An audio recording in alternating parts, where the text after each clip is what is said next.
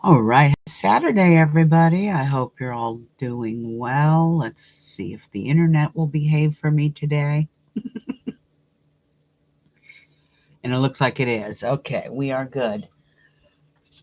All right, so today it's going to be short and sweet because I do have to DJ in a couple of hours. I am going to do your new moon forecast in Capricorn. So let's get right to it. My Patreon's got the full version of this the other day. And so I do apologize for the noise. My kids just don't know how to shut up. I don't know how else to say that. So let's get started. All right. So we do have this first new moon of the year in structured and disciplined sign of Capricorn on Sunday, tomorrow, January 18th. This is going to take place at 2:52 p.m. Eastern Standard Time. And this new moon is actually at 28 degrees, which is very rare. Usually when a new moon is it's usually at 0 degrees, maybe a 1 degree, a 2 degree, but at 28 degrees, we're having a lot of these. The last couple of new moons have not been in their 0 degree mark. They've been in 27 degrees, 28 degrees, 29 degrees, which is a critical degree. So this is going to be more about conclusions, even though new moons are basically about beginnings. There's some sort of a conclusion, something that has to be put to rest this month with this energy. But it's also long-term goals, it's building, it's discipline and structure for both your business, your career life, but your personal life too. So just be aware of that. Now, this new moon also brings with it a stellium of 4 planets, all stationed in Capricorn. This means that you have the sun in Capricorn, which is achievements. You have the moon, which is emotions. And when the moon is in Capricorn, your emotions are usually tempered a little bit. Our emotions become a little more, I don't want to say cold and calculated, but a lot of Capricorn energy, a lot of Capricorns have a way of kind of suffering in silence. They keep their emotions within themselves. It's very much an earth sign thing, but Capricorn owns this. Um, then you have Mercury in Capricorn, which is the methodical thinker. Once it slips into Aquarius, Mercury in Aquarius, genius of the zodiac. Capricorn, Mercury in Capricorn is the methodical thinker, the engineer of the zodiac. So then you have Mars, which is always exalted, meaning it's in its highest power and in its best position. Mars always does well in Capricorn because more disciplined, and with this placement, it's about self-motivation. Now, these planets that I've just mentioned and luminaries are all going to be in the structured sign of Capricorn. Capricorn gives us the energy to be more in control. We speak less, we observe more, and use the method of observation to analyze people and places. This is very much a Capricorn quality. Um, Whether you have a lot of Capricorn in your chart or not, they analyze, they observe.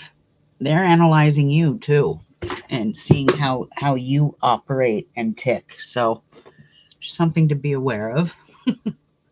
Now, Capricorn rules structure, it rules discipline and control. So in the positive, Capricorn represents our career. It's the 10th house, our career, our accomplishments.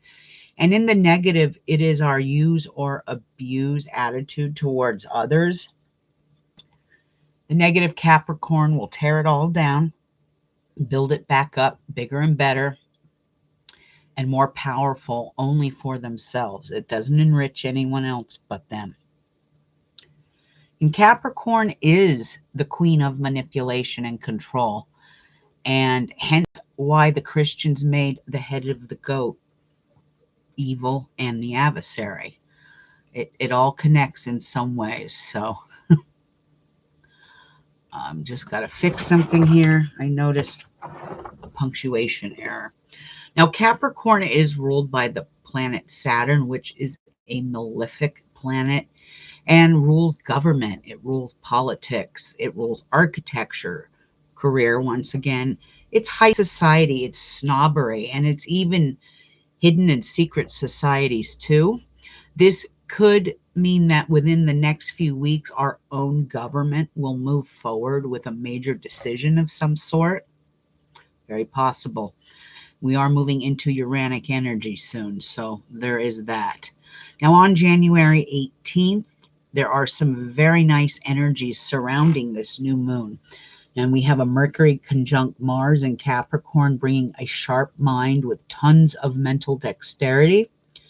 Then a few hours later, Mercury is going to sextile Saturn, which is in Pisces, and this will create a more calm, disciplined, and organized mindset, especially when if you're dealing with finances and business. Perfect. Now, it will be all of my earth signs and cardinal signs that will feel this moon strongly, and it will bring very nice opportunities for the future. Now, all souls that are born with the sun, the moon, the ascendant, or the dragon's head or tail, natal or hidden, will feel this the absolute strongest. And if you have a birthday that happens to fall on the new moon within a 24-hour period, so I would say 17th, 18th, 19th, which is going into Aquarius season, today, tomorrow, and the next day, if you have a birthday falling on this day, these days, it's make a double wish, okay? Make a double wish, Capricorn, especially Capricorns. And on that note, let me bring up the Capricorn forecast, because I do always give the forecast for the sign. So let me go in there and bring that up. Now, this is for my Capricorns. Now, there is so much energy happening right now for Capricorn that literally, like I told my Patreons the other day, I would be writing a damn novel. There would be like a book about this. So let's start with the basics, shall we? So this is your moon, Capricorn. It's right on you, your first house of outer appearances, first impressions, yourself and your soul's purpose in life. So Capricorn also has a stellium of 4 planets, like once again, Mercury, Mars, the sun, and the moon, moving through either your first house or your second house if you are December born, Capricorn. Now, progressive changes can be ahead of you this year. These placements will make you a swift thinker, methodical, and action-driven. It's time for Capricorns to set their goals in place for the year ahead, because once this dragon shifts in late July, it will be sitting on your money house for the next 18 months. And that can and will bring better finances, opportunities, and successes along the way. However, side note here, not in the forecast. I told this to my Patreons too, and I will tell it to the general public. If you are a Capricorn who has swindled people out of money, stolen from people, did shady shit against their will, this dragon's head that comes in July that sits on your second house won't bless you with finances. You will feel the swift action of karma, because if there's 2 signs in the zodiac that will never get away with stealing, murder, theft, or anything like that, it's Capricorn and it's Pisces, because your both signs are ruled by karmic planets. So keep that in mind for you Capricorns. If the dragon shifts and it's not happening for you and it's more misery than comfort, what you need to do some deep soul searching. That's all I'm saying. Don't shoot the messenger. All right, moving on. Now on January 18th and 19th, there is a conjunction, a sextile, and a trine, all sitting in Capricorn's first house and their third house. And this will make you progress forward with stronger mental clarity, It'll keep you strong, disciplined, and even very, very intuitive. I'm wishing you the best of luck, Capricorn, and happy, happy birthday. All right, now Neptune, big one here, and I've talked about this before. I made a video a few weeks ago. I'm sure my Patreons are sick of hearing about this, but it is what it is. We have Neptune entering Aries, and Neptune is one of those planets where it takes about 125 years to travel through the belt of the zodiac. So in some ways, this is a generational planet, not like Pluto. Pluto is the true generation planet. Wherever you have Pluto, that is your generation. Pluto and Leo, boomer generation. Pluto and Virgo kind of sits there on a cusp with um, people born in the late 50s, 60s, and very early 70s. They have this placement. This is a combination of older Gen Xers, Pluto and Virgo. But we're talking Neptune right now. So on January 26th, Neptune finally stations permanently in Aries well into 2039. And like I said, it takes 165 years for this to move. And Neptune has been retrograding back into Pisces since October 2025. The last time Neptune was in Aries was between 1861 and 1875. This is a generational and slow-moving planet. So 1861 to 1875, go back in history. That is the Civil War. This brings the energies full circle now, and a new slate is here. The slate is wiped clean. There's a new slate here, and this will bring a time of individualism. It's about spiritual idealism and matters that take bold action. We move from the watery fantasy world of Pisces, and unfortunately, we do move into the Aryan world of Aries. As you can well see what's going on in our world, especially our country. In many ways, it is a shift in the spiritual collective and how souls begin to self-discover themselves. The fiery energy of Aries is watered down with Neptune. Now, normally I would tell you all souls born with this placement are blah, blah, blah, blah, blah, or in this case, dot, dot, dot. But the only souls that are born right now with this placement are the children or the babies that were born between March 30th of 2025 and October 22nd of 2025. So you might want to go back, if you're a journaler or write in your diary, you might want to go back and see what events took place between March 30th and October 22nd of 2025. It is a precursor to what the next 14 years have ahead for you. So now the souls that are born with this placement, they're going to be more sensitive, okay? And creativity will be enhanced. Now this can also bring issues with lack of concentration, sleepiness, and on the negative, because there's always positive and negative. This can also bring drug and alcohol addictions too. This placement is this is the placement that creates oceanic explorers, water athletes like that Phelps guy. Still can't remember his name. A movie producer or even an actor. Now, years ago, I'm going to throw this in here because it's important. Years ago, my own astrology teacher told us that, and this is, I quote him, exact words. Unfortunately, when you elect a president, you also elect and take on his karmic residue. And the karma has only just begun. America is at a turning point. And so is the rest of the world too. But the USA and Donald Trump will both be making their Uranus returns in April. We're shifting now from Neptune. We're going to talk Uranus because that's happening in April. This only happens every 84 years. And in humans, it is considered the full life cycle.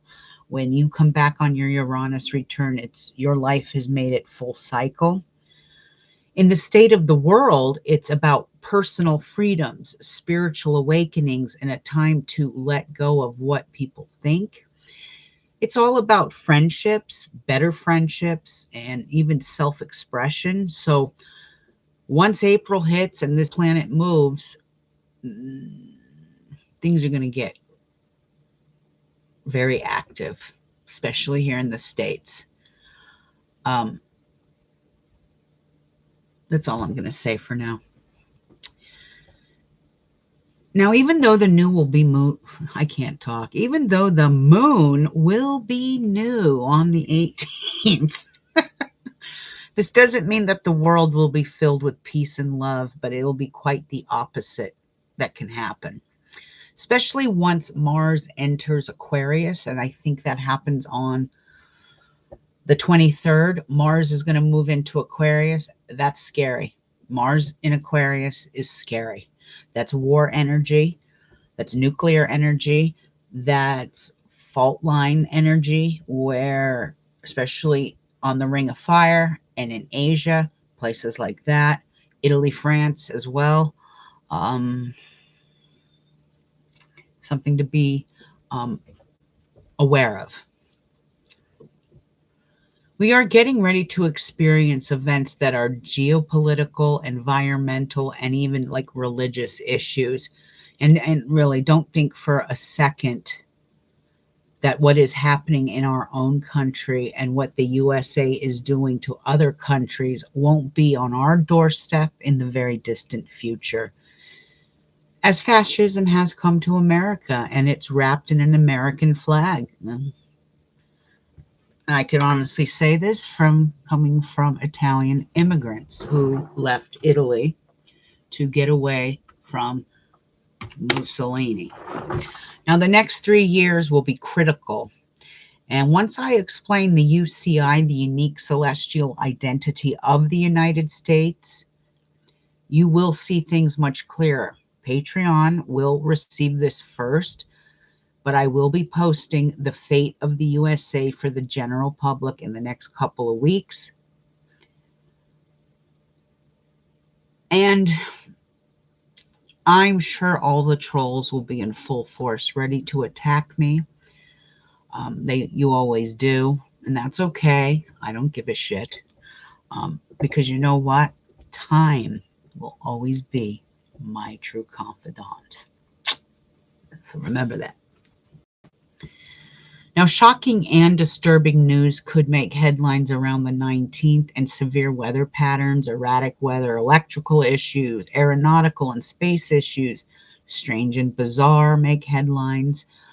This is where discoveries, earthquakes over 6.0 could happen, volcanic eruptions, and explosions are all common now. So be aware of that. Patreon has all 7 dates. You only get one for the general public. January 29th could bring more distressing news for the United States with beginnings and endings of life, forced relocations, major water events, intense emotional distress, and earthquakes once again above 6.0. Anytime you go into Uranic or Moonic energy, it rules the fault lines. It rules the barometric pressure, the barometers, the weather. Now, the next dragon tail will be in Leo.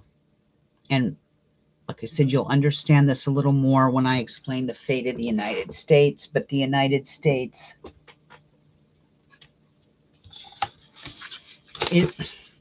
bear with me here. The United States, ooh, that's not good. There. The United States is natally born with a dragon's head in Leo and the tail in Aquarius. Tail in Aquarius with the moon sitting there. 8th house. This is why we've been so dishonest with our ET and alien information. 8th house is the death house. It's nuclear. This is why we've used nukes on other countries. It's just a matter of time before that is reciprocated. Okay?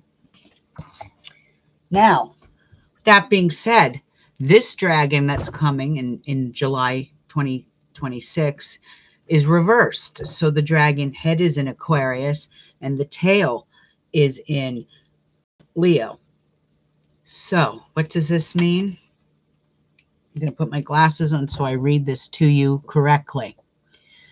This next dragon tail in Leo will humble or humiliate us as a nation. And our adversaries will crumble us from the inside out, starting with our economy, as you can already see. That dragon tail, just because we have the head, we're experiencing the tail. That's the karmic residue of our actions by our political leaders. It's in our money sector. We're going broke. Canada just signed a big deal with China with trade. I don't really know how to say this, so pardon my French. We're fucked. Royally fucked. But we won't feel that right away. 26, latter part of 2026, all of 2027, you're going to feel this. So with the dragon head sitting on the 8th house of the United States, this is about humanitarianism. This is about people coming together. It's not going to be, Capricorn energy was about climbing that mountain alone, being the lone wolf. This is the age of Aquarius now. We are moving into the age where it's about community, brotherhood, brotherly love. So I do have hope for my country. Let's hope. One time can only tell, okay? But we're getting ready to be crumbled as a nation financially. Your American dollar isn't worth much. The only thing that has value right now are your assets, real estate, which is going to come crumbling down this year too. But assets, precious metals. I kept telling you for years to invest in silver and gold. And as of this morning, let's just see where silver is at. Hold on. I'm bringing up the markets now.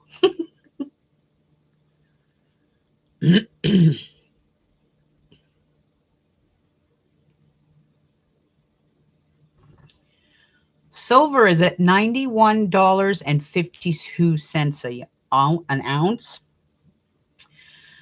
So if you've been investing in silver, I started getting into silver when it was about $10 an ounce. So you do the math. Gold is at 4,500. Platinum's at 2,300. So precious metals and also digital currency, especially even though Bitcoin's doing kind of crummy right now. Bitcoin, Ethereum, stable American backed stable coins, and I wrote this down. Actually, my Wheel of Fortune is coming up on a recording I'm going to send to them, so I can't say too much. It's mostly for them. But we will see our economy start to falter. I don't know how else to say that. I don't know how else to sugarcoat that. Some of you are very fragile. I don't know how to say that in a nice way, but some of you get very butthurt and very fragile when I speak of these things. And like I said, time will always be my true confidant.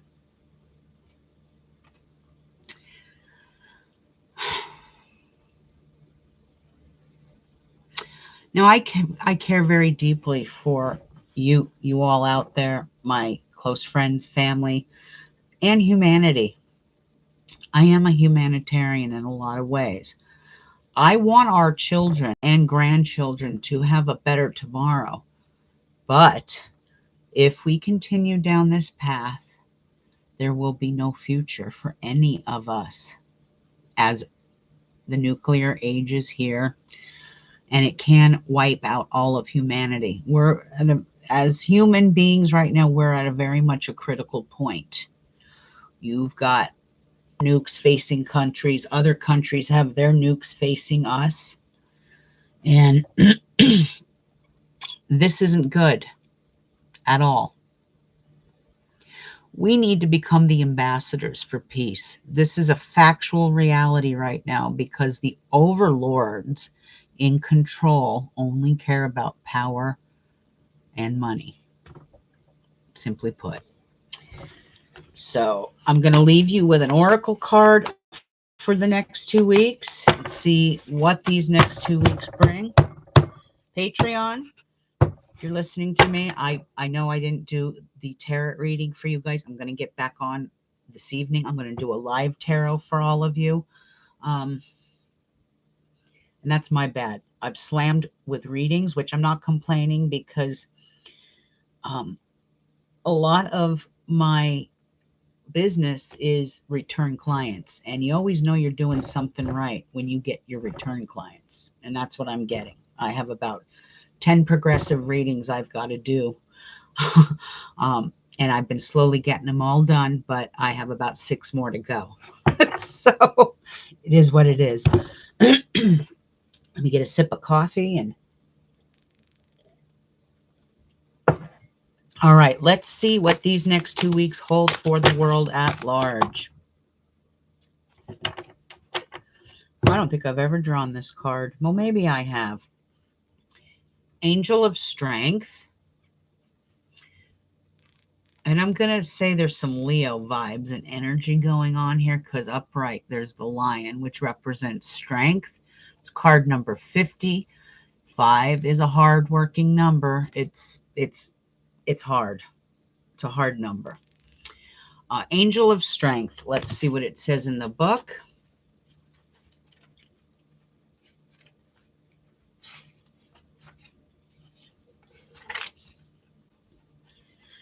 So this card is about personal power and inner strength, but when it's reversed, it's about, this card reversed indicates that you are not perceiving the truth of your own power. Perhaps you're even seeing yourself as weak and ineffectual. And that can make sense with the world, especially the United States and the state it's in. That makes some sense. The situations you find yourself in may seem overwhelming, but you absolutely do have the strength to see it through to a successful outcome. Don't fall into any old patterns or of giving your power away. When you let others define you or make decisions on your behalf, you take yourself out of the picture, and you deny yourself your own free will to make your own decisions. Meditate on the brilliant, vibrating light of this angel and recall the eternal power that surges through your life. It's time for you to take back your control. That's the message for these next 2 weeks for the world at large. Take your power back. Wow. That's a Rage Against the Machine song right there, I think. Got to take the power back. Sorry. I'm a big Rage fan, okay? The affirmation here is, deep within me is an abiding strength that knows no bounds. I have all the power I need to achieve all that I want. So, with that being said, remember, this card is about taking your power back. And that's what these next 2 weeks are about. I think things are going to get very volatile here in the United States. Very volatile. But that is your forecast. That is your little oracle card reading. I'm wishing all of you a very blessed new moon. I know this is short and sweet, but I got to be on air in about an hour and 15 minutes. So if you like heavy metal, metaldevastationradio.com, where metal reigns supreme. Anyway, I'll see you all later. Have a blessed new moon. And don't forget, charge those crystals, make that moon water, and just take it one day at a time. I leave you with this. There's always strength in numbers. We are better together than we are divided. Ciao.